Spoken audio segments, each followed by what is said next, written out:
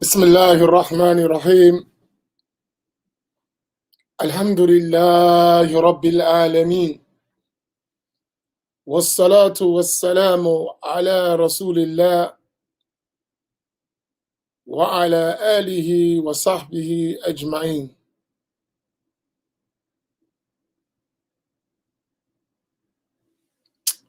السلام عليكم ورحمة الله تعالى وبركاته.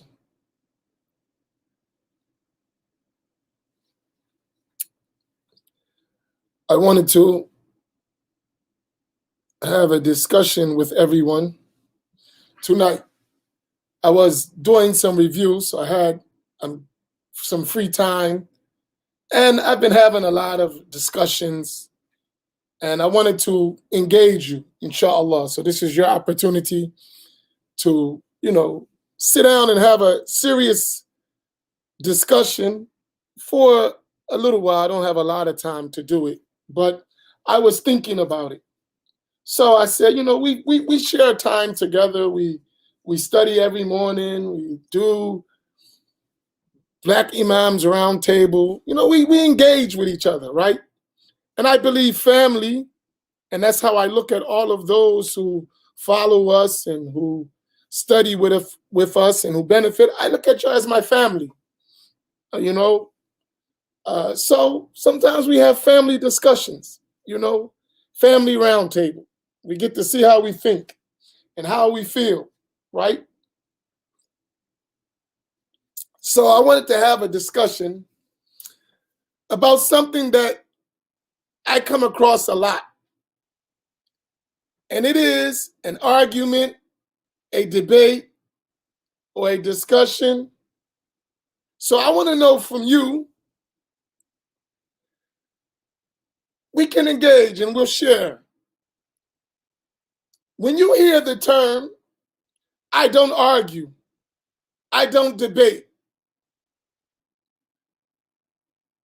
or someone says, I want to have a discussion or a dialogue, how do you distinguish you? I'm not talking about me. I'm talking about you, my brothers and sisters. How do you distinguish between the two? Go ahead. That's my first question. And we'll engage and we'll talk. I'm sorry y'all can't talk, but you can type and we can share, and we got time. I got a few minutes. So how do y'all distinguish what's different? Me no hablo español. Me either. That means they are ducking sauce. Ain't no difference, boss. No, seriously, I want to know your thoughts. Give me your thoughts. Let's share. Let's talk. And understand there's like a 20-second delay between your answers or your responses getting to me. So be a little patient. So I'll repeat the question, right? You hear an argument. This is me relaxing with you, brother. You don't want to relax? A debate.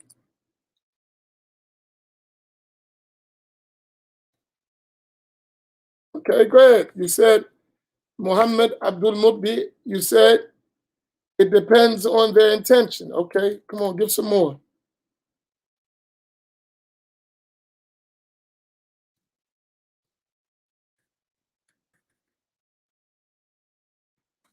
So what's the difference? That's the question at hand. There's no right and wrong answer. It's just what you think, right? I'm interested in your thoughts. So you ain't wrong, or you're not necessarily wrong or right. It's what you think. And I'm interested in knowing what you think. Okay, so let's look at this. So that's the question at hand, right? And I'm engaging with you. This is going to be a fruitful discussion. So it depends on who I'm talking with and the topic and if it's realistic or beneficial. The debate has rules and structure. An argument is required. The difference between the two is attitude, and the discussion is free form. Okay. Zara, yep. Okay. Okay, we can look at that. But y'all saw Zarya, maybe y'all cannot see that because that's on YouTube. All right, I'll put her thing up because some of you on Facebook can't see. This is what she said it is. You can look at it. Give me your thoughts. Is that she or he? I'm sorry if you are a male. I don't know the name. Nu'man Shima. It depends if I know the person or not. If I know the person, then I'm open to talk and discuss. But if I see that the person is just going to argue and not necessarily discuss, then I let him say his piece and walk from there. So how are you going to determine with that if he's discussing or arguing? What is the determining factor for you? That's for Nu'man. That was my question for you. So Naeem, he said, I think arguments have signs like personal attacks. Okay.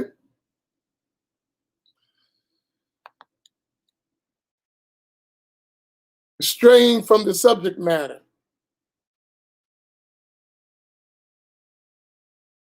Okay, that's more, Naeem. Khalil Mu'min, if I see evidence that they listen and consider what I've said, or if they use secondary point to detract from the main discussion.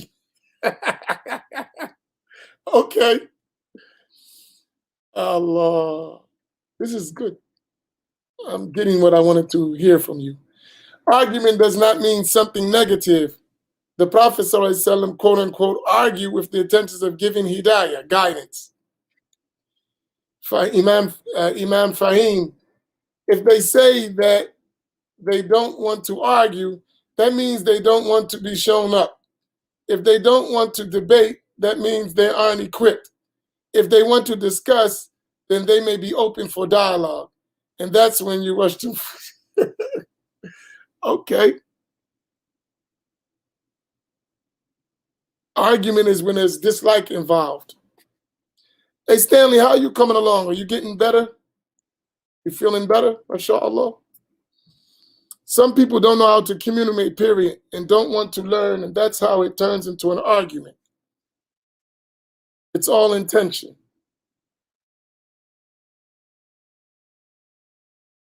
Okay. Man, y'all going.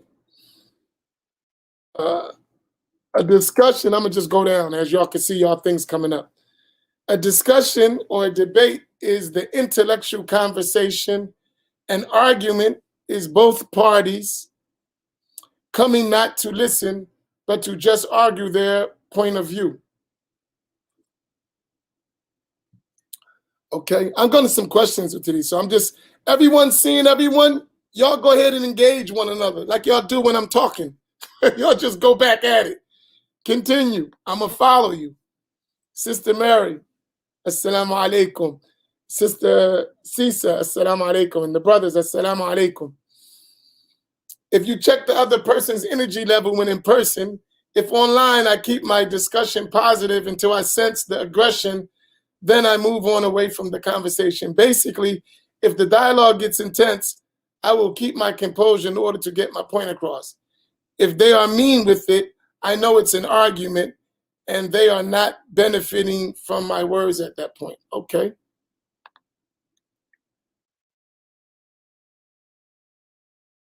The one arguing wants to win by any means. Don't the debater want to win? Oh, but not by any means necessary, Imam Naeem. He doesn't have the Malcolm X spirit. He want to win only if it's nice. Okay. Sometimes the difference is the tone and mannerism of the convo. An argument or debate is almost well known that it could get heated and go left. A discussion could be lukewarm. So, Malik, how do you distinguish between an argument and debate? Because they said it may necessarily be the same. So when you say argument or debate, sometimes I watch debates at Harvard and Yale and different places in Cambridge and Oxford. Even I watch in the Islamic lands, and every debate doesn't turn into get heated. Sometimes debates are long and they go on and they never get heated. It may get intense. And I make a distinction between intense and heated, right? When someone is expressing their point, sometimes it gets intense. So how do you distinguish between the argument and the debate? That's for you.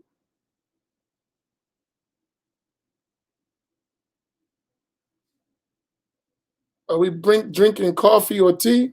Or are we bringing out books? Arguing is to persuade. Discussion is exchange of each other's ideas, not necessary to persuade and debate. Debate is discussing, but with rules. Okay. Wow, y'all in it. The determining factor is whether the intention is to be right or to find the truth. I like that. Someone said that earlier. So when you're going to determine between what? An argument, a discussion, or a debate? Which one, Nail? More concerned with crowd approval. Okay. Allah.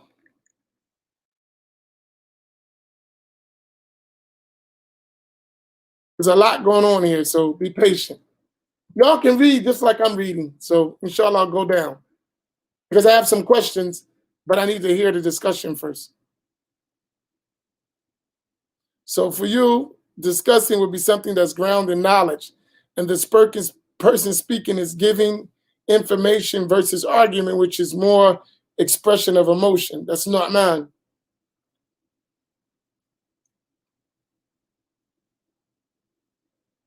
That was a good answer. A debate had rules, regular set with the one's personal view. And I bring up, that's the political world, okay? I only debate with my peers. To all others I teach. And can't that be interpreted as argument, arrogance, Hassan? Someone listen to that? I only debate with my peers. To all others I teach. Can that be perceived as being a little arrogant? Could it have that perception, that statement? Or no? So a discussion is both parties taking turns in speaking and then try to find out a mutual point, a mutual understanding of point. An argument can mean that also, unless things get heated, such as yelling and rising emotion, a debate is to make a ruling. So the intention should be to arrive at the truth. I'm going to ask y'all some questions as I get through this. Y'all keep going. Okay. But if you arrive at the truth, Nail, don't you want to be right? Everyone wants to be right, right? And arriving at the truth will make you right. Am I right? Right? We're talking. This, all right. Ultimate goal medias. Now, I notice you got a lot of different names. So is one name for promotion? One name is the real name? Or incognito, hiding? Which one? Reveal yourself, son. No, discussion is examination by taking things apart. Usually in a discussion, people exchange ideas. Argument is statements and reasoning in support of a proposition. An argument is disagreement between two or more people. It is often backed by evidence. Okay. She's correct. Okay. And weird. Argument, people not listening to each other. Debate, people trying to prove their point. Discussion, people evaluating different viewpoints. Okay, let's look at Tenweir's discussion. I mean, his statement. This is a unique, no one said it like this. How do y'all feel about, let's look at Tenweir, his statement. He made 3 points. Argument, people not listening to each other. Debate, people trying to prove their point. Discussion, people evaluating different viewpoints on a subject. How do y'all agree with that? I like that. That's interesting.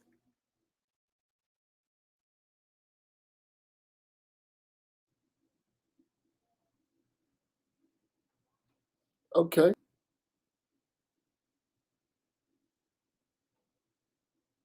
Okay.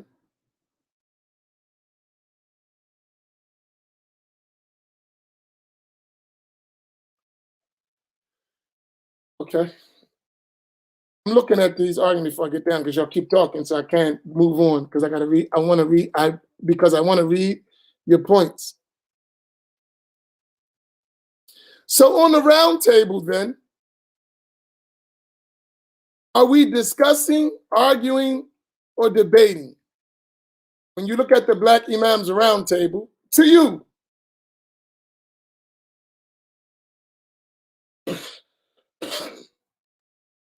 um, on the round table, so that's 10 Weir's thing.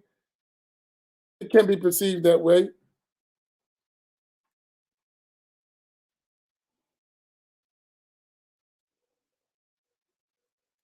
Okay.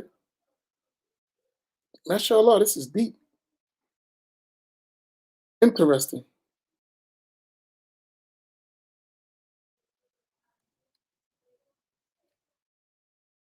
Y'all agree with 10 Weir? Okay. So I think so far that was uh, a good. I'm almost at the bottom.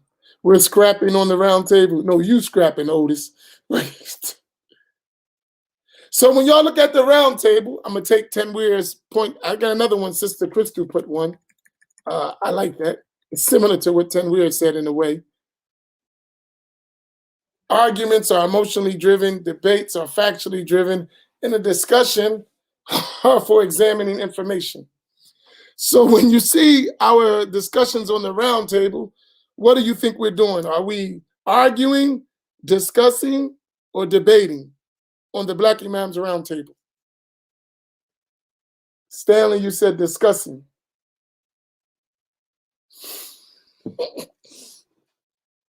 Each of the Imams took one of each title. Okay.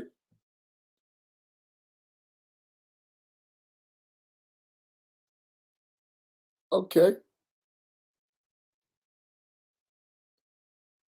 Okay. Discussing, discussing, discussing.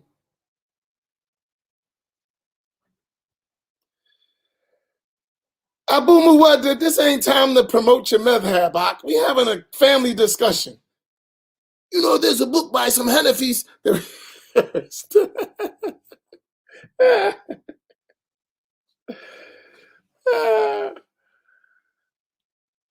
Hanafis wasn't the only ones that wrote in Al-Adab fil Ilm al-Bahth wal Munadhara. Others did too. No, I'm messing with you. Oh man. Okay.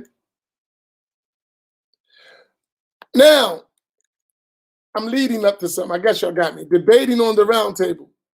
Why some say we're discussing. Why you say we're debating, Sister Mary, and what's the difference? One of the Imams argue, some are debating. Well, y'all discuss now, if you get my point of view. That's called a shot, a jab. All right, I got you, though, Malik. Malik. Too much debating. So if we go back to those discussions,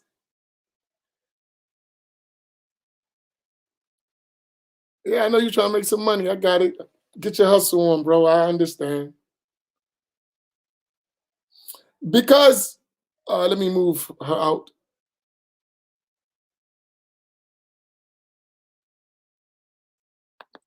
It is merely a discussion of topics, one could say an echo chamber, since most are of the same of opinion as Imams.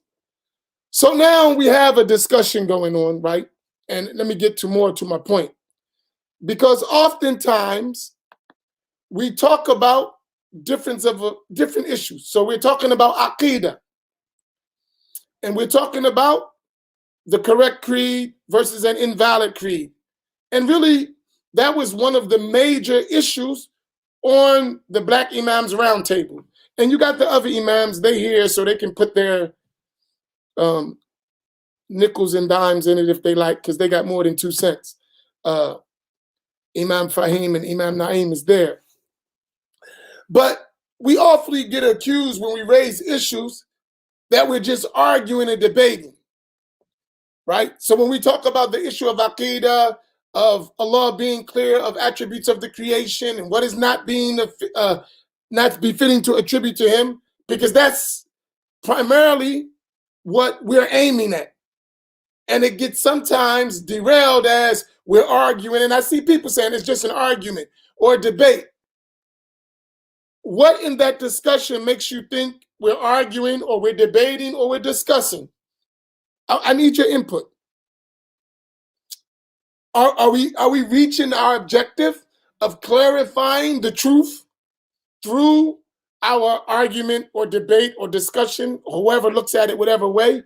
Or are we missing the point because there's a confusion between argument, discussion, and debate?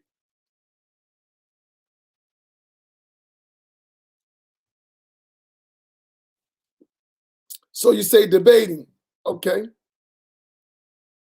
Arguing, discussion.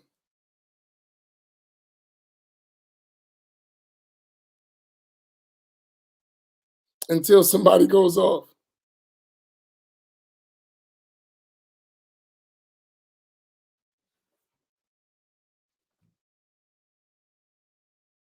Okay, so that's Shahid Toeed's thoughts.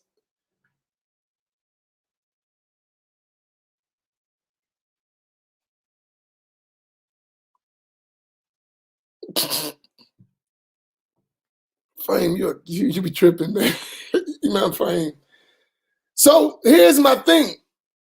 Because what I notice is that when we have these discussions,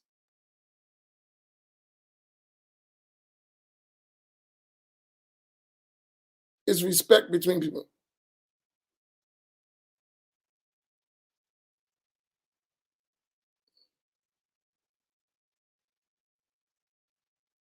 Mm. But here's a question, Malik. If you say that, then, right? So you mean you cannot have a dialogue or discussion because you're not on the same accord? You said, I think it's only a debate, and when someone opposes your stance. So what if someone opposes your stance? How did it still remain a dialogue or discussion?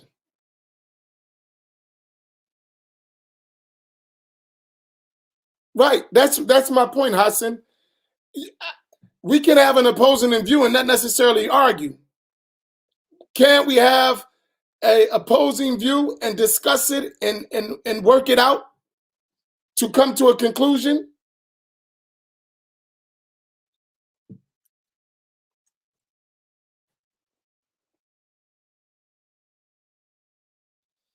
Okay, so Halima said missing the point because there's too much arguing, not coming to a reasonable agreement.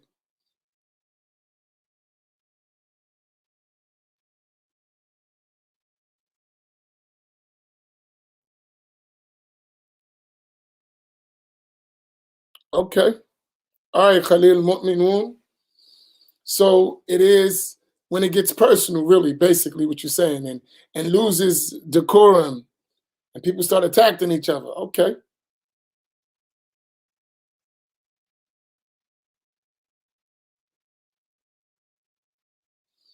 Emotional base versus understanding base. Mm, okay.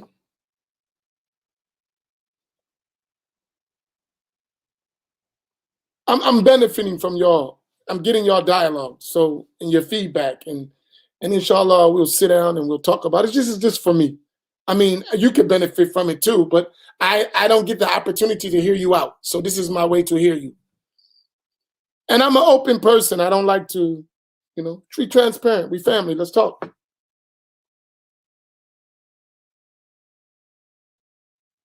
Okay. Has to be open with someone who wants to get to the truth.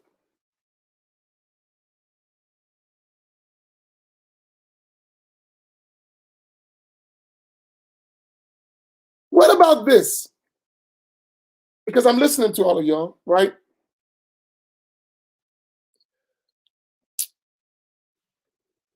For instance, I talked to some brothers yesterday because when I speak of Ahl Sunnah, I say Ahl Sunnah are the Asharis and the Maturidis. So I was talking to a brother yesterday, and he said, well, two brothers. One of them said, why you don't include the Hanbalis? And the other one, he said, we are Ahl Sunnah as the Hanbalis. So I said, let's have a discussion about that. What is a Hanbali to you? Because I know of people who say the exact same statement as you. The Hanbalis are not Wahhabi, they're different. And then when you have a discussion with those people, you find that they are saying the same exact thing as the Wahhabis. And this one says, no, that one's not a real Hanbali. So how are we ever going to determine, if we don't have a discussion, what we're talking about? If you understand my point. So there's three different Hanbalis saying they're Athari Hanbali with three different beliefs, and each accusing the other of not being Hanbali. Hence, while we don't even waste the time of saying Hanbali, we just say Fudala of the Hanabila, the noble ones of the Hanabila, and leave it because of such confusion. So, whereas with Ahl Sunnah, we know who are the Asharis and who are the Maturidis. No doubt about that. That's not ambiguous. That's not, right? That's not something that's vague. That's not something that we're going to be having a long discussion. This is the Ash'ari Creed. This is the Maturidi Creed. And this is Ahl Sunnati wal Jama'ah. These are the difference between the Ash'aris and the Maturidis. And this is clear. There's not a bunch of ambiguous thoughts. It's well mapped out. But with that other thought, it's not. So how do you get to a point where you have a real discussion? Right? And you cannot say it's an argument. I think that's a legitimate discussion. And to distinguish it, especially if you want to pass that as our religion.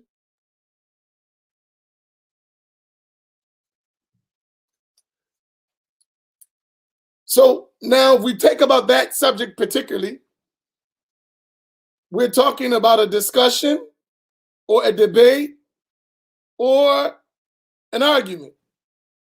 So the argument would be people calling names and not listening, as Brother Tenweer mentioned. The debate will be proving the point that you're guided or misguided.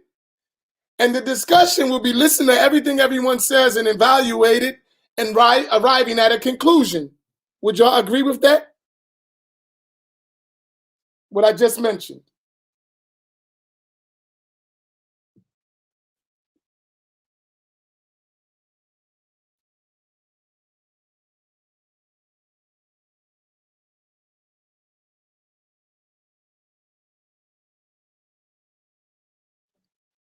Let me put this there. So to come to Hanbali Madhab and here always associated with Wahhabiyya and not given the honor of Ahl Sunnah is a bit of a blow for those who love their madhab. So follow this.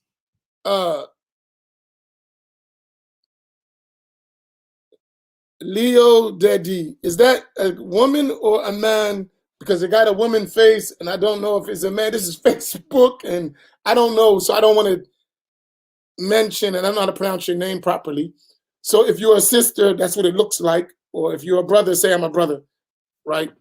I don't think the burden of clearing that up is on, okay, I'm a sister. I don't think the burden of clearing that up is on other than the Hanabila.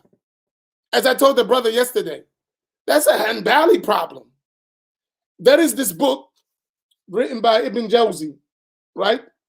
Al-Hanbali, right? Dafu Shubahat Tashbih. It's a famous book he wrote, and his book is also translated in English.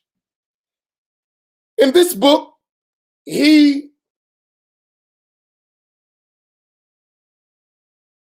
objected to the anthropomorphic tendencies within some people who claim to be Hanbali. And he explained that this is not the madhab of Imam Ahmed, radiyallahu ta'ala anhu. And he mentioned them by name, the specific people he was talking about and their statements. So what we find is a lot of people who say, I'm Hanbali. When you examine their aqidah, it is 100% Wahhabi aqidah. While minding you that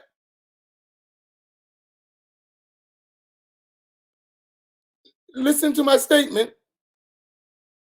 No, I'm not. Listen to my statement. The Wahhabi people, do you know this, claim to be Hanbali. You know that, right? You're aware of that. So the followers of Muhammad ibn Abdul Wahhab, originally, they followed the Hanbali school. They claim to follow the Hanbali. That's a fact. No doubt about it. Right? Tayyib. So when I say all the Hanabila that I come across are Wahhabi, that's from talking to them. I'm not putting them all together because I make a distinction. And here's the thing. When I mention Ibn Jawzi, all of those Hanbalis that I talk to, they say, oh, he don't represent the Hanbali school, but he's a Hanbali. Right? So for me, I'm saying, okay, why such confusion? If one is going to say that, then express that they say that. Yeah, this is live. It's not hiding. Because here's my point. If we're having a discussion, then we should clarify. It's not an argument. And it don't have to be even a debate. Clarify your position. Make it known. So therefore, it can be accepted, first examined, then accepted or rejected. Every claim stands to be accepted or rejected. Every claim. So when we go out and we say Ahl Sunnati wal Jama'ah or the Asharis or the Maturidis, you can accept that or reject it. But we're going to put our position out there clear. We're going to supply why we say what we say, and that's it. You accept or reject. That's it. But we're not going to double talk. Do you understand my point? It's not a double talk. It's not, well, this is our position, but really, but, no, but. What's your position? What is your belief? So this is what we're examining. So when I'm saying, because people ask me that, they ask me, well, why don't you say, when every time you say Ahl Sunnah, you always say Ash'ari and Maturidi? Because that is by agreement. The other issue becomes problematic, right? Where does it become problematic? When there's no clarity. So by way of the Hanbali school, by the name of Hanbali, the Mujassima and the Mushabbiyah have used that name to infiltrate Ahl Sunnah. That's a fact. Now, if the Hanabila are clear from Tajsim and Tashbih and they exist, then they need to clarify that. And I give you an example. A brother is telling me, oh, well, this sheikh in Egypt. You talking, not the sheikh in Egypt. It's you. You should know what you're talking about, not the sheikh in Egypt. We got to go get the sheikh to talk. Then let the sheikh talk and you be quiet, right? Because you don't know what you're talking about. And one of them, I asked Hassan, was that you, Hassan, that said that? I only talk to people who are at my level, or it's not a discussion. He said that. I didn't say that. He said that. So my point is this: from the, and I don't mean to keep you out there, sister, and I'll remove your name, remove you from up front. But that's a serious discussion, because for us,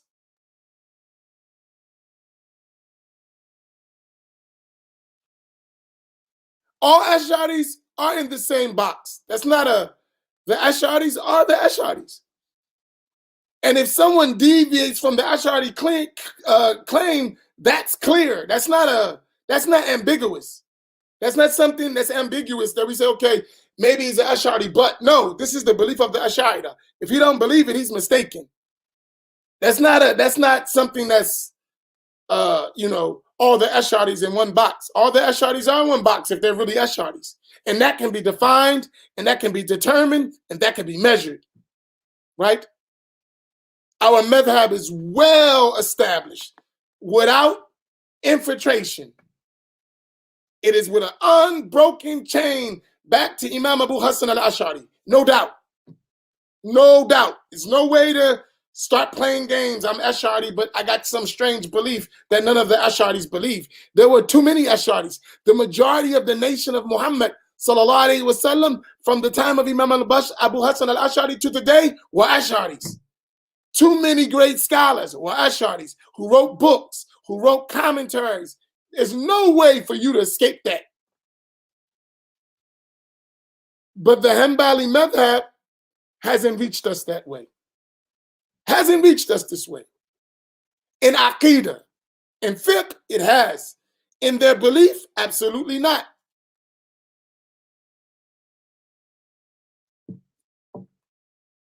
And if you want,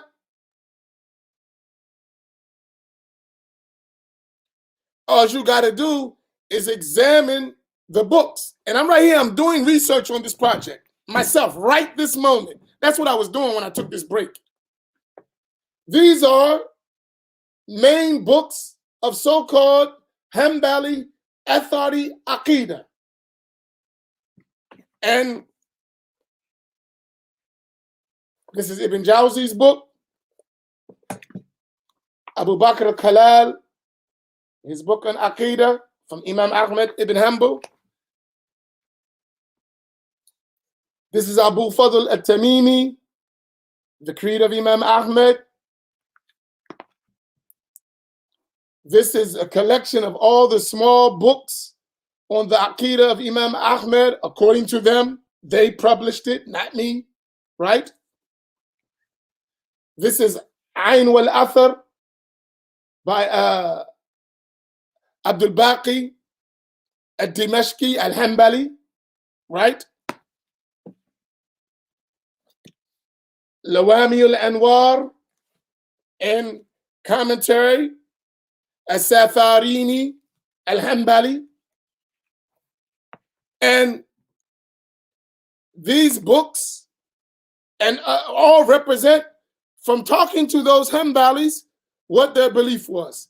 And when you read them, you see distinct differences in their books, especially many of them have the Wahhabi comments on them. So under it, the Wahhabi comments are there, perverting even the text. I'll give you an example.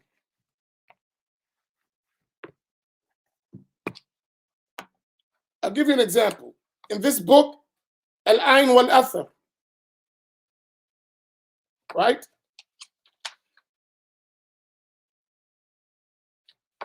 This book, Al-Ayn wal-Athar, Abdul Baqi al-Dimashqi al-Hanbali.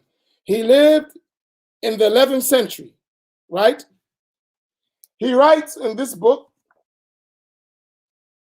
Darul Rayahin, that's the publisher, right? Let me take that down. Excuse me. And I want you to listen to this, all of us, because we're having this discussion. It's a discussion. Right now, no argument, no debate, we're just talking. And we're talking as a family. So those who's not family, don't worry about it. It's okay. Right? It's not your discussion. So it's not a debate. Don't turn it into one. We're just talking. If you want to include your talk, go ahead. It's fine. But I'm going to give you an example. So here's a book published by them. This is the publishing company. On page number 46. So you can see it. I'm not showing you. There's page 46, right? Right? And I'll leave it there so you can see the words, right? In this, he says, وَيَجِبُ الْجَزْمُ بِأَنَّ اللَّهَ تَعَالَى لَيْسَ بِجَوْهَرٍ وَلَا جِسْمٍ وَلَا أَرْضٍ لا تغله الحوادث ولا يغل في حادث ولا ينحصر فيه فمن اعتقد أو قال إن الله بذاته في مكان أو في كل مكان فهو كافر بل يجب الجزم بأنه سبحانه بائن من خلقه فكان ولا مكان ثم خلق المكان وهو الآن كما كان قبل خلق المكان. That's what he says, which means that it's absolutely obligatory to believe that Allah subhanahu wa ta'ala is not a jawhar, is not a particle, is not a jism, is not a body, is not an arat, which is an attribute of a body. That created things don't indwell in Allah, and that Allah doesn't dwell in a created thing, and He's not encompassed by those things. And whoever believes or says that Allah, by His essence, is in a place or in every place is a disbeliever. Rather, it is obligatory to believe that He subhanahu wa ta'ala is distinct from His creation, that He existed eternally and there was no place. And then He created the place. And He is as He was before creating the place. I didn't make that up. That's supposed to be Hanbali Creed. Ahl Sunnah say the same thing. Allah is not an arat. Allah is not a jism. Allah is not a jawhar. Allah does not indwell in created things. Created things don't indwell in Allah. We don't believe in hulul. And whoever believes that Allah is in a place or in every place is a disbeliever. Look at the words. I didn't make it up, right? It is obligatory to believe that Allah is distinct from His creation. He existed eternally. Wala makan. There was no place. Then He created the place, and He is now as He was before creating the place. Without a place. Is this him? Here's the book. I mean, Muhammad didn't make it up. Okay. Now, this is supposed to be Hanbali belief.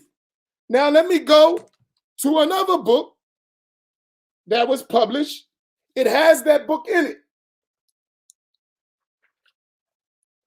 The same statement here, you'll see it, right?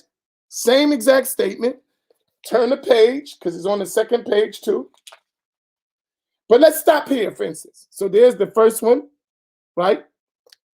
Now look at this. He says it, right? It's obligatory to believe that Allah is not a jawhar or a jism or an arat, right? Go look right down the footnotes, right?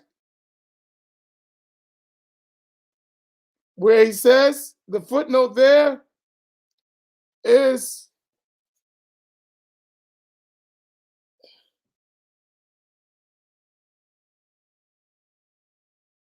number 3, which is here. Number 2, excuse me, right? Is that number 2? Number 3, I'm sorry. Excuse me, number 2. My glasses, right? Here's number 2. The footnote is on wala jism. Remember he said, laysa bi jawharin wala jismin wala arad. That's there. Here's the footnote here. They put this footnote. It's not the original book. It's a footnote. It's by the publishers and the editors, right? He mentions on that footnote, I'll bring it closer to you so you can see it. It's hard for me to read backwards, so I got to take it away, right? You see it.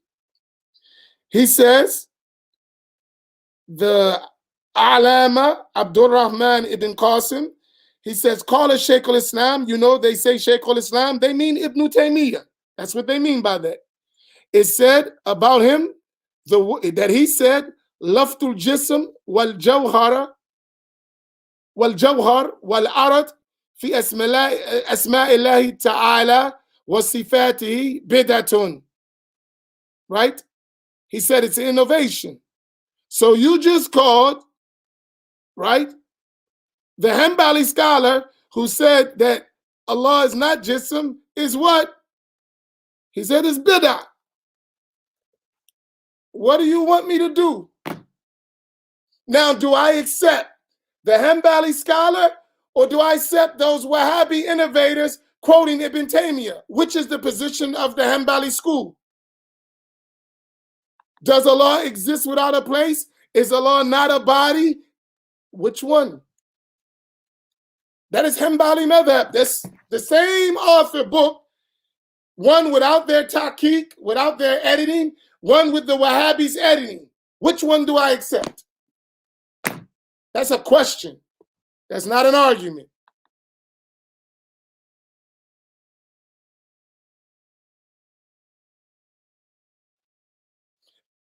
I agree with you, and I don't want to make it about you, sister, so I'm not going to keep putting you out there.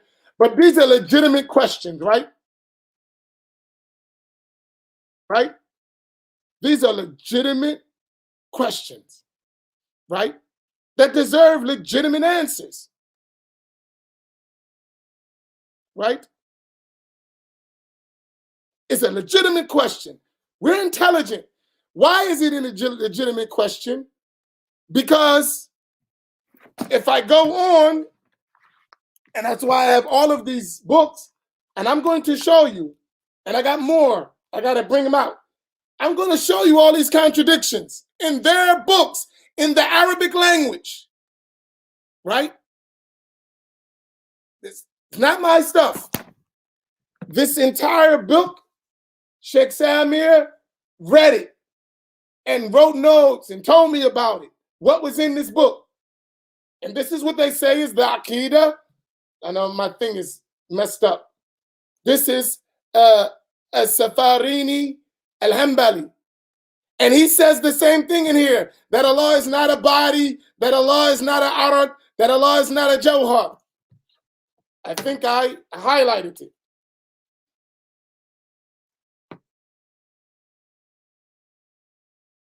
And those Wahhabis that you say, they say, Ahl Sunnah, the Ash'aris are people of Bid'ah. This is Hanbali Sheikh, whom they mention.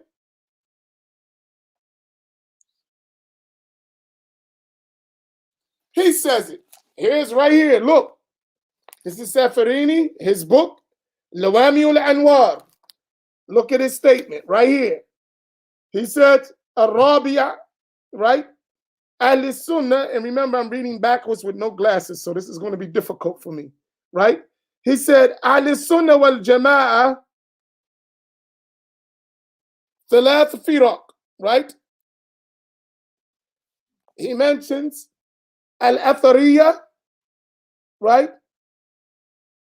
Wa imamuhum Ahmad ibn Hanbal, right?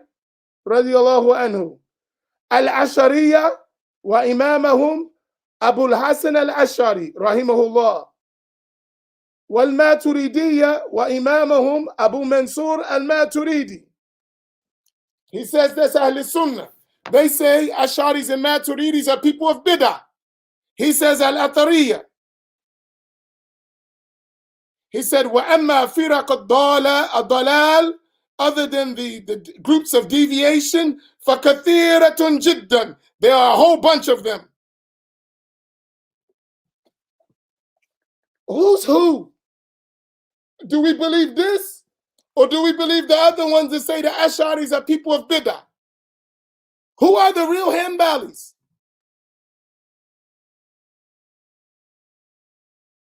Right? That's a legitimate question. That's a legitimate question. That's a legitimate question. It's not an argument. Either we take these Hanabila, and in your books you said these are Hanabila, and these are our ones, and I can show you more. Or do you say these Hanabila who have a total different belief?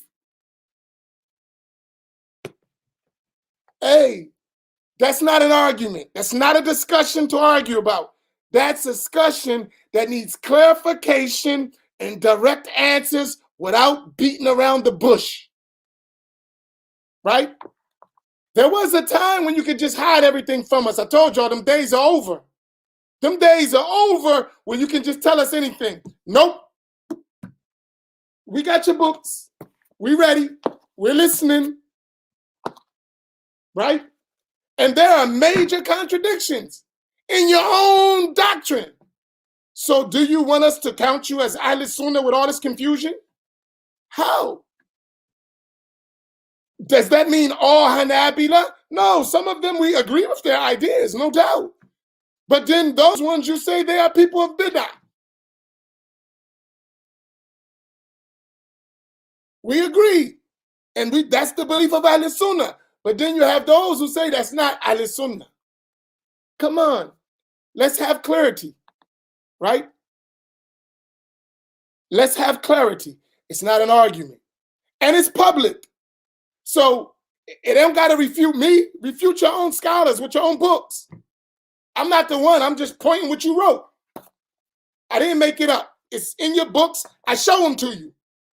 Maybe I don't understand. Clarify it. Because when they come to us and they say the Ash'aris believe in only 13 attributes, and I'm going to tell you, no, that's not the position of the Ash'ari. And whoever says that is not Ash'ari, and here's the evidence from our books. That's us. That's Ahl Sunnah. That's not the position of the Ash'ari. You've misunderstood. And here's our books to prove it. You show me one book of the Ash'ari or Maturidiyya that says that Allah only has 13 or 20 or 7 attributes. Show me one book that says that. You won't find none of them of the books of Ahl Sunnah. That's true. And we don't gotta argue, just a clear question. Show us, right? Just show us, that's it. And then the discussion's over. See, here's a main book of the Ash'aris written by this Imam, and this is what he said. We could deal with it. But you won't find that. But, question, is it permissible to believe that Allah is a jism or not a jism? Is it permissible to believe that Allah is in a place or not a place? Here is your Hanbali scholar saying whoever believes Allah is in a place or in every place is a kafir. What do you want from me? He said it. It's in his book. It's published. I don't own the publishing house. That's what they said. Something got to be right or wrong. This is reality. So now I'm talking about a discussion. It don't got to be a debate. We're just clarifying the issue. If you understand what I'm saying, I mean, is what I'm saying clear or no?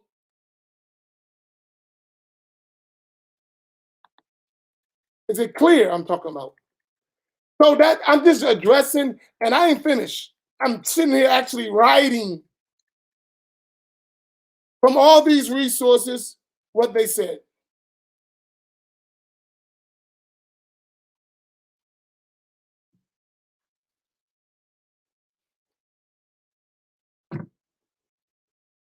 You're not arguing with me. You're arguing with your own books. So if you want to argue, you're not arguing. It's not with me. It's with your books. Correct them. Fix them. Right? Don't make the burden on the proof or the one who reads the books that you write. How is it our responsibility to understand your books that have multiple contradictions? Because of the infiltration from Wahhabis, whom we know who they are. For sure, we know who they are. And we know their belief. And they're in your books.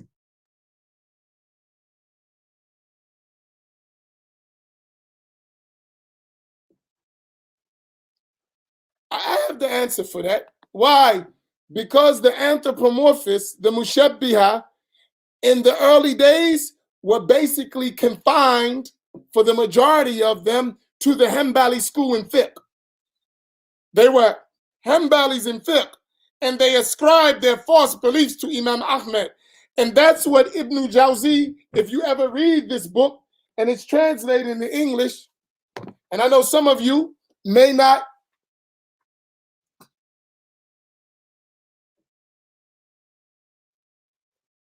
some of you may have a problem with Ustad Abdullah, right? But he translated this book. I didn't read the full translation. I'm in the process of reading it, right? He translated it. So it's available in English to read.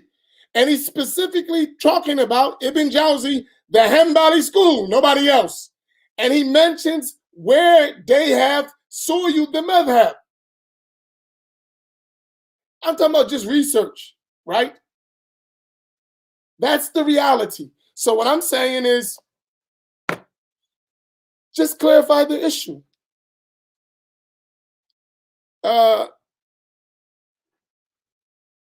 Just clarify the issue. Just clarify the issue, right? And I didn't even start with the research. The book is called in English, The Attributes of God, right? And in Arabic, Daf'u Shubah Tashbih, right? I'm saying, so these are all references. There's, say, bring your proof. So this course of grip because it's out of print.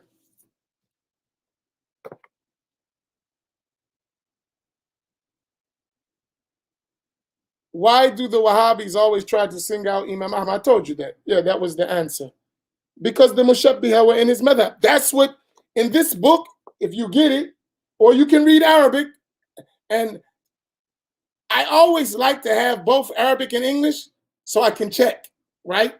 So if something is problematic, I can look back into the original text and see where maybe the translation was not clear, or if something was left out, or right? And Muhammad Zahid al-Kawthari, he has an edition of this, which has a lot of extra points in it. And his introductions to these books are extremely beneficial because he goes in details about them, right? So my point is, this is, and I'm not attacking the Hanbali school, but people ask me why I don't mention them. Well, there's why. With all of these problematic things, should I mention to somebody who's a common person and they go follow that and then they run into those Mushabbiha and Mujassima of our time, which are existing, and very well they exist, and they tell them we're Hanbalis, we're Atharis, and teach them Wahhabi creed? That would be reckless to do that. And that's why I say it's reckless when I see Sunni Muslims of Ahl Sunnah who are Ash'ari and Maturidi mixing in issues of belief with those people who have that belief and leading the people to think it doesn't make a difference. I think that's dangerous. But if you just tell me the truth and make it clear, and let me make that decision, or let the person make that decision, not you make it for them. Show them the evidence, show them the points, and if you believe it's true, then that person has an intellect. They will decide. What was your question? And please, if you feel for 1 minute that it's an attack on you, tell me. I feel like I'm being attacked, and I will stop for you. I don't want you to think, but you asked the question, and I don't see no question. So you got to put the rest of your question. All I see is my question is this, if you, and that's it. So whatever you were trying to say, I didn't get it. So you need to put the rest. But don't make too long, maybe 2 or 3 lines, that's it. Because when it comes to me, it only is going to show the first 3 or 4 lines. So don't make a long thing. That's for everyone. Whenever you're on this, when I'm on this platform, I only can see your first 3 or 4 lines. So if you got more than 3 lines, put 3 lines, send it, then continue.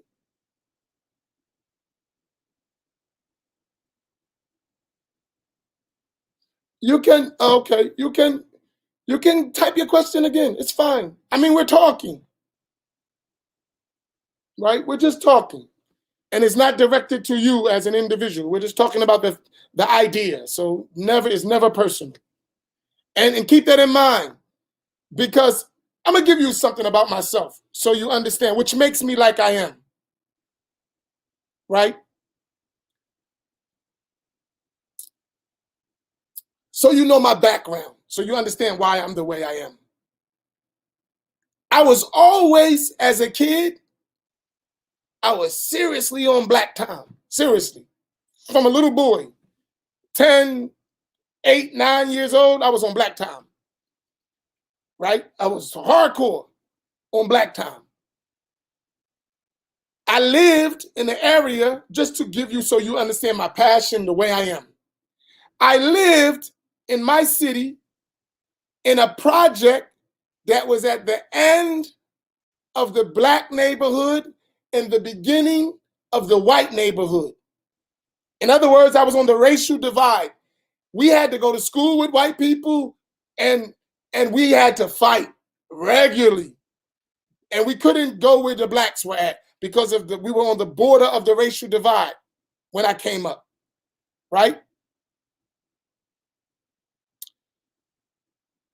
So when I first heard of Islam, it was through a group called the Ansar Allah community in those days. This is in 1980, right? They had the outward form of Muslims, garbs, turbans, dressed like they're from the Sudan. They had Arabic, and they was on black time. Works good for all the youth in the projects, especially for where I'm from. Allahu Akbar, let's be Muslims. Right? And I spent my youth in that. And then I learned, after learning, it wasn't even learning. I saw, by living in that community, that this is not Islam. Or if this is Islam, it ain't the Islam I thought we was practicing, right? So it made me learn. But I learned a lot from there, don't get me wrong. They taught us. That's how I learned Arabic. That's how I learned to read Arabic. And I learned it in there as a kid, right? I traveled overseas. In Egypt, I saw different stuff, a lot of different stuff, right? Different groups, different ideas, political movements, all kinds of stuff going on in those days. And this is in the 80s I'm talking about, right? A lot of stuff going on, right? Terrorism, before we knew terrorism, I was watching terrorism overseas, blowing up stuff, and I saw it, right? Before it came to the shores of America. And then you got to figure all this stuff out because everyone's telling you this and this. So it makes you do what? It makes you pay attention. It makes you research. It makes you study. And when you're in that environment, if you don't do it, it could cost you your life. If you understand what I'm saying. Because you got this stuff going on. You put yourself in the wrong group, you could be a dead man or in prison or getting tortured. So you have to watch out what's going on, right?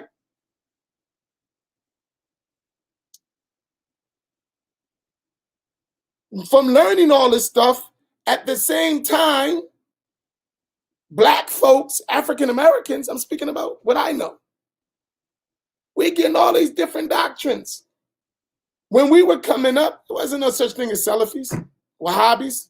They were existing, but they were working. But they were working on the college campuses, and they weren't in the neighborhoods. No one heard of Salafi or Wahhabi or none of that stuff. When I came back, after being gone, when I came back to my city, in other places I heard of Salafis. When I came back to my city, they had overwhelmed my city. The whole city was being influenced by them. And those who weren't were being pushed up on. That's real. So I come back and I'm like, do y'all know who these people are? Do y'all know their doctrine? And I started to teach and explain. No, do you know who these people are? Innocent black folks don't know that, just like a lot of the Spanish people today, Hispanic, Puerto Ricans, Dominicans. Y'all got default Wahhabism bad, and y'all don't know it. And a lot of y'all teachers are spreading Wahhabism under the name of Hanbali and Athari. But they're Wahhabis. But y'all just don't know it. And your whole community is going to go through, if someone don't teach what the black community went through for the last 20 or 30 years. I'm telling you.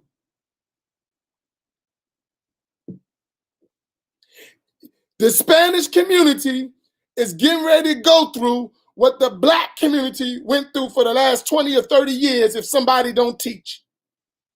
Because y'all got a bunch of Wahhabis parading as Atharis and Hanbalis. Is a mess. Seriously. And that's why they don't want to have these discussions. Because if they have these discussions, that's going to come out. That's real. So if we want to speak honest, it's a problem. It's a problem. Y'all getting ready to go through what we went through.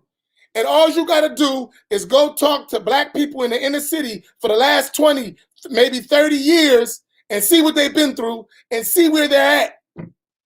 And all you got to do is pay attention to some of them guys that went overseas, that studied in Al Medina, that did all that stuff, and now they're fighting their own teachers. Pay attention. Pay attention. They're fighting their own teachers.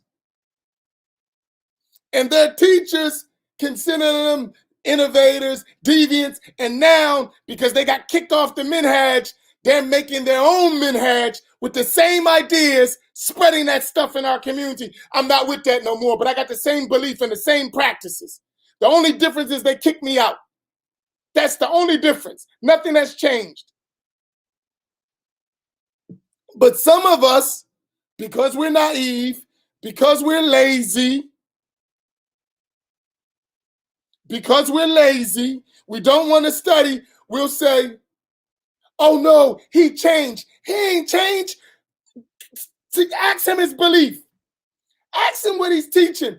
But because we don't study, we're impressed with somebody's Arabic. We impressed because the women are emotionally hurting. They like someone to tell them about their stories, make them feel good, and then tell them that nonsense of blasphemy. That's what's happening. This is real stuff. Now, I know I'm going to catch the flack of that because enough of us ain't standing up who know exactly what I'm talking about. They know exactly what I'm talking about. I'm not making it up. This is a fact. And if we start opening up these books, you'll see how much a fact it is. And here's, it don't got to be an argument. It's a discussion. Not an argument. Here, what are you telling me? What are you telling me? Listen, I don't care what you believe. I just don't want you to tell me the wrong stuff and make me think you're something you're not. That's it. We don't got to, it ain't an argument. If that's what you believe, mashallah, who can? But be honest with me. As a people, we can't afford people to masquerade and falsify and not tell us the truth. We can't afford that. Our children, our grandchildren can't afford it. I'm just being honest with you. It's not an argument. It's not, don't use that to divert from telling us the truth.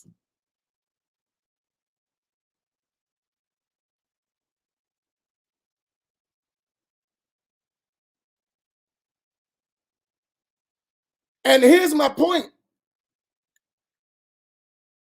This ain't, when we don't, if we really love one another, I got to take you down, sister, because I don't like you being out there. I'm sorry. Oh, you want that answer? I'm going to put you down. I'm going to take you off, but I'm going to answer your question. You said the Wahhabis, and this is us. So don't, please. That's why I need other y'all to gauge, because I don't like this sister being out front like that. I don't at all. But we're talking. So she joined the family discussion. She's welcome, right? Right? I want to share this to you. Say that the Wahhabis are breaking up and actually taking madhabs now. It's not just Hanbali. You're right. They will say they are Maliki, Shafi. Should we not worry about the other madhahib? I'm just curious, what is the proper approach? Okay, good. In the Shafi school, the Wahhabi can't hide. In the Maliki school, the Wahhabi can't hide. In the Hanafi school, the Wahhabi can't hide. Everyone who follows those madhahib and follows the scholars of those schools and the books of those schools, especially Aqidah, there's not such thing as a Athari Shafi in the traditional Shafi Asanid, in the chains of the Shafis. The Shafis are Ash'ari. That's well known. Of the ulama of the madhab of the Shafi school, they're Ash'ari. The Malikis, even more than the Shafis, their traditional madhab prior to the in mixing with the Wahhabi movement, they were Malikis. From generation to generation to generation, I mean, they were Ash'ari, excuse me. The Malikis, from generation to generation to generation, were Ash'ari. The dominant madhab in Aqidah for the Malikis traditionally in every generation has been the Ash'ari school. No doubt about it. Even more than the Shafi'is. And the Hanafis, everyone knows the Hanafis are Maturidi. Traditionally, here is a thing that's missing. In the Shafi'i school, in the Ash'ari school, in the Maliki school, in the Hanafi school, you have chains of narration from scholar to scholar to scholar to scholar to scholar. If we examine those asanid, we will see that they were Ash'ari and Maturidiyya. Right? This is true. Now, with the spread of the Wahhabi doctrine, many people are getting hit with that because of poverty. You know this from the Red Cross, right? The Red Cross goes around the world, find poor people, give them some money, and make them Christians. The Wahhabis did the same thing in the Islamic lands. They go to the poor, they feed them, they build them a mosque, give them some schools, and give them Wahhabi doctrine. And if a person is not steadfast, they're going to take the money. That's how it works. Go read the traditional books of the great scholars of the Malikis or the Hanafis or the Shafis, and you will see it. And the very few people who deviated from that among the scholars of the Shafis and the Malikis and the Hanafis, they were refuted clearly in their books.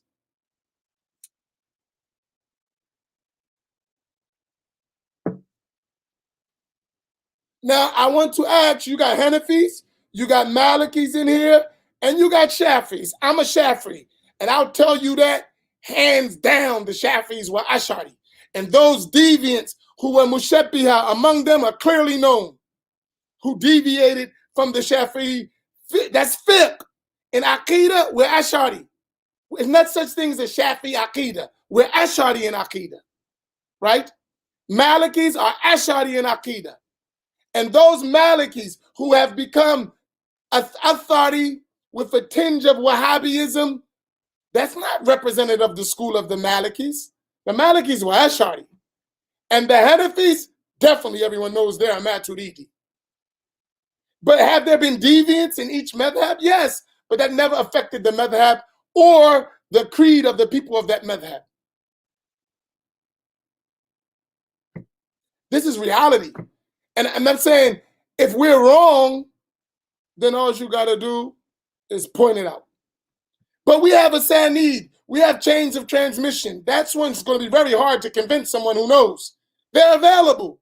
We actually learn real Sunni Islam. So if you're going to tell me the Asharis are, have the Shafis were Mujassima, and the majority of Shafis were Mujassima, huh?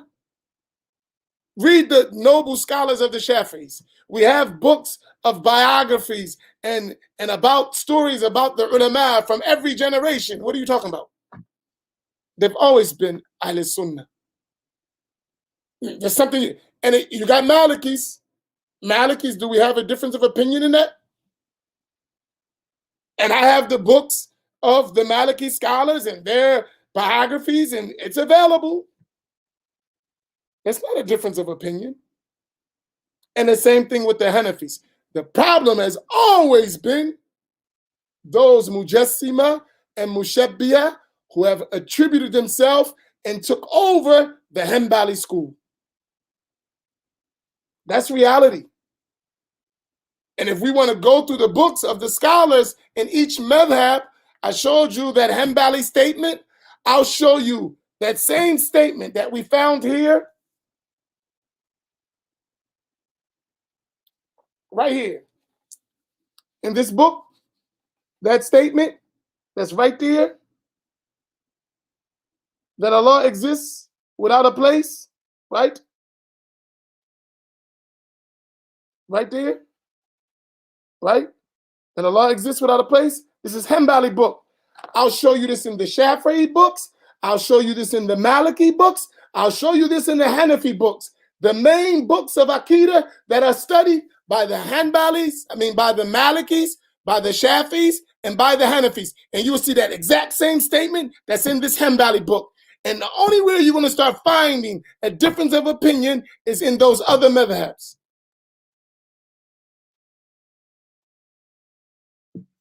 And even if some of those Maliki Wahhabis who call themselves Athari try to use the statement of Ibn Abi Zayd and saying that Allah is above himself, above the arsh with his essence, go look at the commentaries by Ahmed Zarruq, all of the Malikis of Azhar, all of the Malikis who explain that book, and watch them say that statement is wrong.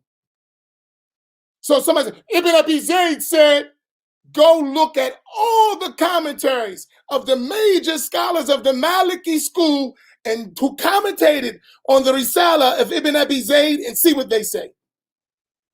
The majority of those commentators negate such a statement or give it ta'wil.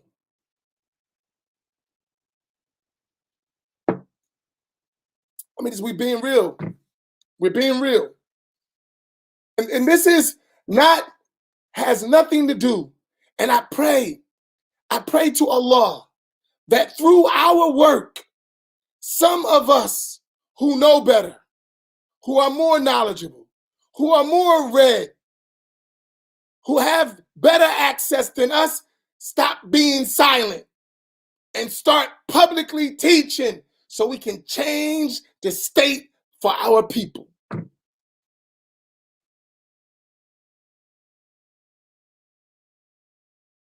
This is the problem. You know exactly what some people, I don't like the way he talks. We're men. What do you mean you don't like the way we talk? Come on, bro. Seriously? He's too aggressive. Maybe you're too passive. And maybe that's the problem. You're too passive. And I'm not aggressive at all. You're just passive. Maybe that's the problem. It's possible. I'm not saying that's the case. But maybe since you considered the possibility of me being too aggressive, have you considered the alternative possibility that you're too passive? It could go both ways, right? If I can accept, okay, it's possibly I'm too aggressive. Can you accept the possibility that you're too passive? And let's find a middle ground and we still establish the truth.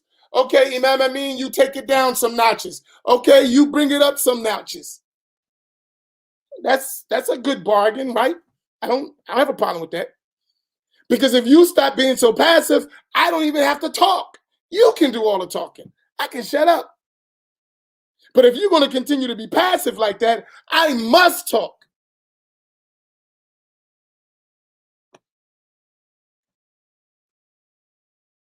So with all your good adab and all your good manners and all your Sufi stuff, could you please tell the truth?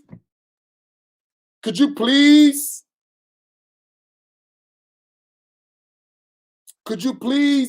stop hanging with the Wahhabis and giving them validity and tell them this is a mistake, this is wrong, this is incorrect? You know what bugs me out? I'm going to share this with you. It trips me out. You find a person that's Ahl Sunnah, and don't get offended with me, I'm just being honest. You Ahl Sunnah, you know that in your area there are not Ahl Sunnah places that teaching the correct creed, and you don't man up to go build it. That bugs me out.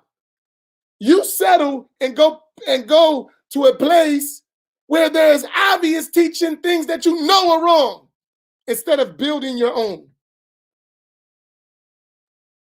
That doesn't make sense to me.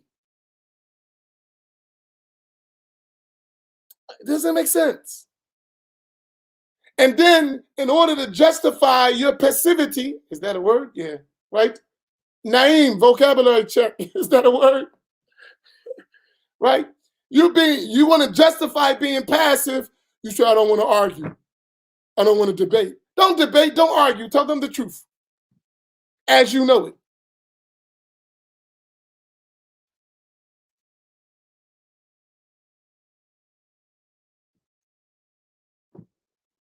And guess what? That you can shut me right on up if you talk. If you talk, I'll be quiet. You do an adequate job of conveying the creed of Ahl Sunnati wal Jama'ah, I'll be quiet. Don't try to paint the picture that I want to talk. Nah, I've been talking long enough. I want to shut up. I want you to talk so I can watch you do the work.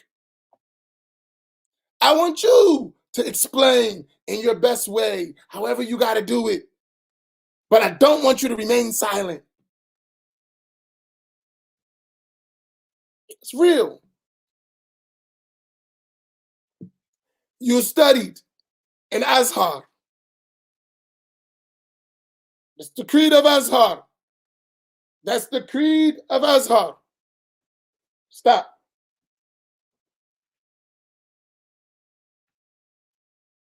Where's my bag?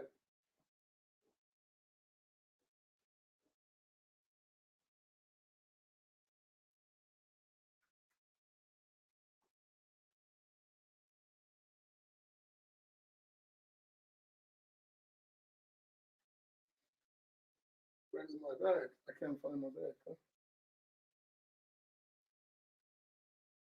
I'm sorry, I have stuff all over the place. I'm sorry.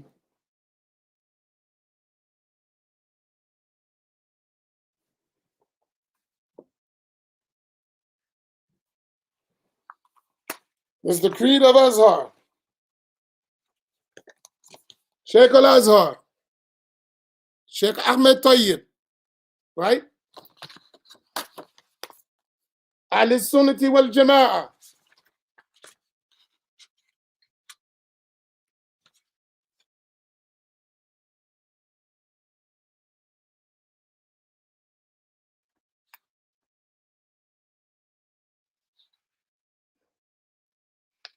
Where is it? Come on, come on, come on. Oh, I'm reading this.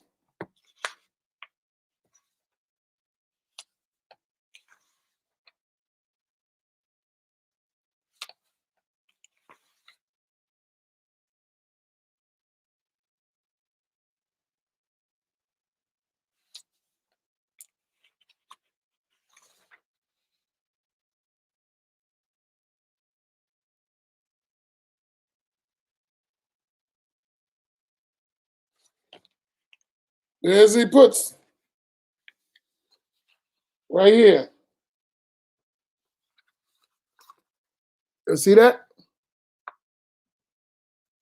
He says, Ahl Sunnah wal Jama'ah, hum al-Asha'ira wal Maturidiyya. It's not a, right there. تمييزا لهم عن الفرق الإسلامية الأخرى. Right? Who's Ahl Sunnah? He put it. Ahl Sunnah, Al-Asha'ira, Wal-Maturidiyya. Here's his book, Ahl Sunnah Wal Jama'ah. The speech is recorded. This is his speech that he did in Chechnya. This reality. This is the books. You went to Azhar. What are you talking about? That's the Sheikh al-Azhar. Every generation of Azhari books, I'll show you. And you saying you went to Azhar. And you talking about, you know, something other than the curriculum and the manhajiyya of Azhar. You studied in Tarim. Imam al-Haddad, he was in Tarim. You're talking about Imam al-Haddad, the sheikh of the scholars of Tarim, right?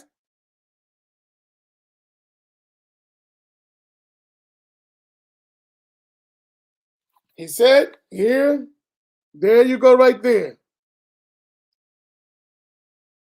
He said that if you look into these matters, right, that the truth, al-haq, ma'a al-firqat, al-mawsuma, al-ash'ariyya, nisbatan ila Sheikh Abi Hassan al-Ash'ari. That's what he said. That the haqq is with al-Sunnah, al-Ajdas Imam al-Haddad, Abdullah bin Alawi al-Haddad, Risalatul Mu'awana. At the end of it, what does he say? Look there, here, right there, right here. وَالْمَاتُرِيدِيَّةِ كَالْأَشْعَرِيَّةِ في جميع ما تقدم. The Maturidis are just like the Ash'aris in everything that he mentioned. You studied in Tarim. Why are you talking clapping hands with Wahhabi doctrine? And you studied in Tarim with the students from generation to Imam al-Haddad. That's his book. It's not Amin Muhammad. What are you talking about? I'm just being honest. And you know why? Because this is happening in our community. And if we remain silent, you remain silent in our community, now what? We get affected. In the Spanish community, y'all gonna get affected.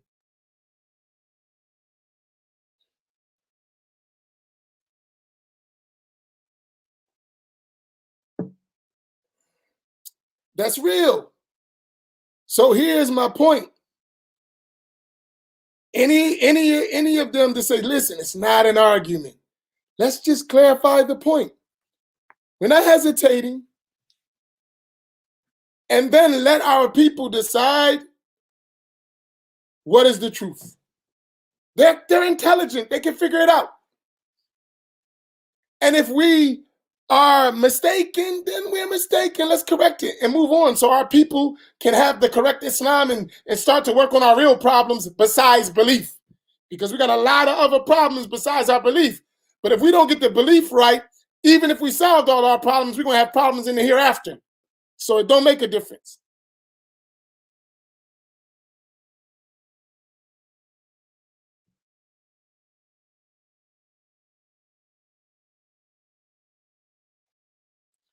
No. I mean, I don't know what you mean by that. But we're not preaching to the wrong crowd because the people that attend our lessons need to learn this thing. You know why? Because they got to go teach their people in their respective areas. They got to go clean up the mess that's in their yards. And they need the tools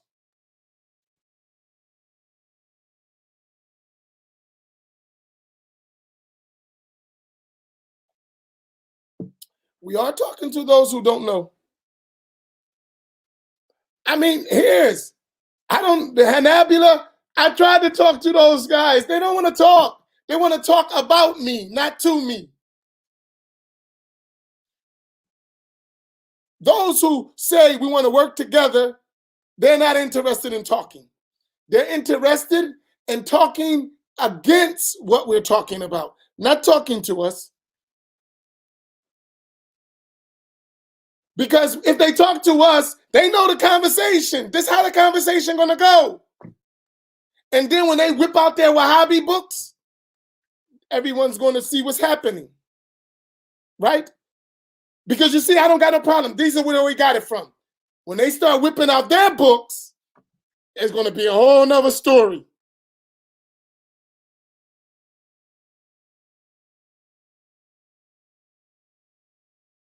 When they start whipping out their books,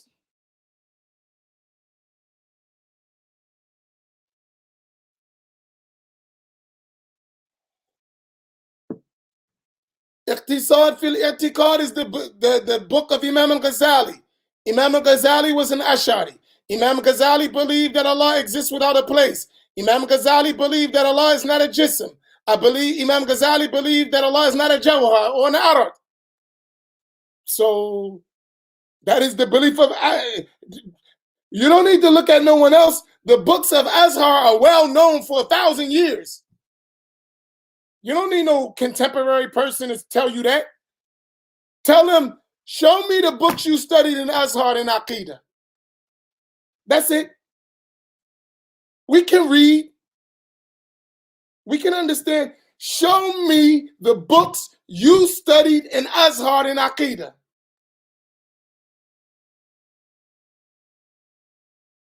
That's it. Simple, not hard. Let me see what they said. Let me see the books. I don't need you to interpret them for me. Just show me. If I have a problem because I don't understand Arabic well enough, I'll ask you about it. But in the meanwhile, show me your books. Show me your curriculum. That's it. Simple. Not hard. And then when we examine your curriculum and examine the beliefs in there, then that's the end of the discussion. That's it.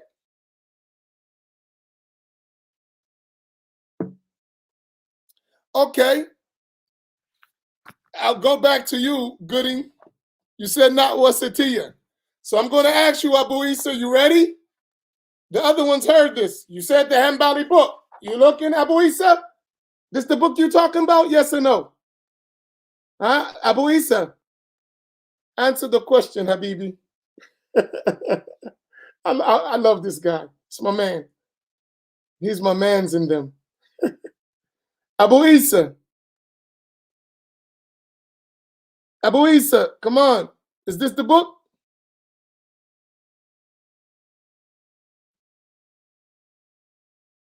Look, Abu Isa, can you see it? That's the book, right? Abdul Baqi ibn Abdul Baqi ibn Abdul Qadir al-Dimashqi al-Hanbali. Right? That's it. Look here. I show them and I'll show you so you can see it. You said you're Hanbali. Remember you told me this, right? Read his statement. There. Let me turn it and move it. Let me get over here. There, you see this statement here? Oh man, what am I doing? My camera. Right there. The statement. Right? On this side. You see this line right here? I'll bring it close to you. You see that line? Right? There he says, فَكَانَ وَلَا مَكَانَ ثُمَّ خَلَقَ الْمَكَانَ وَهُوَ الْآنَ كَمَا كَانَ قَبْلَ خَلْقِ الْمَكَانِ. He says that Allah created the place. He existed and there was no place. Then he created the place, and he is now as he was before creating the place. Do we believe this, or do we believe those who say Allah is in heaven above his throne? As a Hanbali, what is the Hanbali belief? This or that other stuff? You Hanbali, Abu Isa, answer the question. You Hanbali. That's the Hanbali belief. So answer the question. Is this correct? Or saying that Allah is in heaven above his throne? Is this the Hanbali belief? Or is that this is the Hanbali belief? Because you said this is the book. Here's the book. He said that Allah is not a body, that Allah is not a jism, that Allah is not a particle, that Allah is not the attribute of. If that's the belief, then you have an obligation to refute that other stuff. You have an obligation. Since you came and you said it, you agree with it, then that other false doctrine is not the Hanbali doctrine, and you, as a Hanbali, have an obligation to clarify it.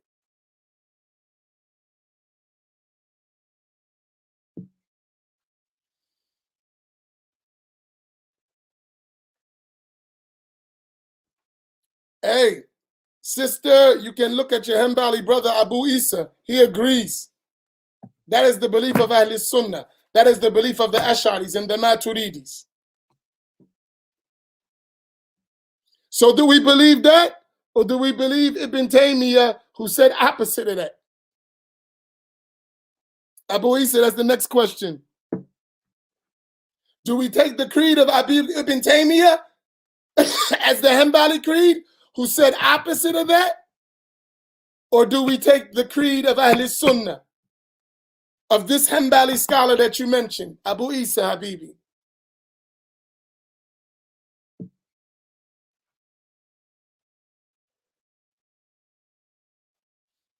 Oh, that's your husband? All right, husband, straighten those affairs. I love y'all, mashallah. All right, we went over time. Any questions and statements? I appreciate your time. I appreciate the discussion. Now you know why I don't rush out and say Hanbali. We got things to clarify. So Abu Isa, get busy. Clean up your madhab. You hear what he said? He's Hanbali brother. Ibn Taymiyyah does not represent the Hanbali madhab whatsoever in Aqidah. I didn't say that. He said it. I agree. That's Hanbali people. That's the Hanbali people. So now they don't got to take, you got to go in your own school. Don't get mad at Imam Amin, the Shafi'i Ash'ari. Go get Abu Isa, the Hanbali.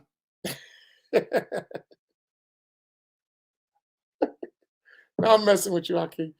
Let's just have a good conversation and get to the truth. We need it as a people.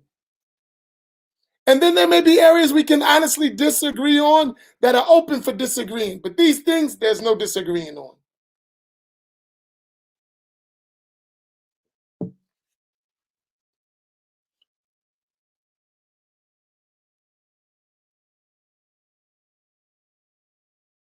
All right, barakallahu fikum, y'all. I gotta go. And hey, the door is open for discussion, not argument. And really the burden is on you. Because if we're going to talk about Ash'ari Creed or Maturidi Creed, it's clear. That's easy. We have our books. We all study the same books, different teachers, different types of agreements. MashaAllah. We don't have all these problems, right? This is the belief of Ahl Sunnah. No one can change it. But with our Hanbali brothers who are people of At-Tanzih, declaring Allah from non-befitting attributes, we got to get to work.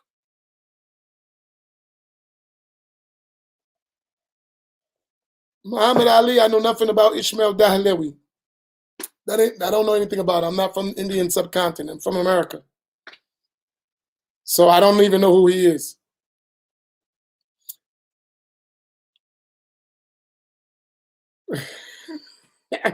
Oh, that's that Brelwi Dio Bandy fight. Y'all got to work that out yourselves, man. I can't get into that. I don't know enough about it to get into y'all Brelwi Dio Bandy fight. I'm sorry, I can't do it. I don't know enough about it. That's something y'all got to work out. Everybody got their stuff they got to work out. Right now, I'm dealing with what's going on in our neighborhoods, in our communities, and I know that well. All right, may Allah reward y'all. Inshallah, I'll see y'all tomorrow at 7 o'clock for the post-Fajr reflections. At 6 o'clock, Sheikh Abdul Rahman is continuing with Risalatul Jamia. We know about Ishmael Johnson. I love y'all. I appreciate y'all, family. Seriously. When it's all said and done, right? When all the dust clears, we family. Oh, Shia Ibrahim, hey, Abu Muwadda, that's your problem. You go handle that. And I mean that from the bottom of my heart. I love y'all all. And even the ones who don't agree with me, I love the fact that you're taking the time to try to listen. And hopefully we go from listening to clear dialogue, coming to solutions so we can work on other things, right? We can wait for other things that we could do, right? We got other stuff. We got a lot of work to do. And this, I believe, is one of the biggest things that prevent us from work because it's not clear. Once we clear it up, we can roll. All right, barakallahu bikum wa sallallahu ala sayyidina Muhammad wa ala alihi wa sahbihi ajma'in. Assalamu alaikum wa rahmatullahi ta'ala wa barakatuh.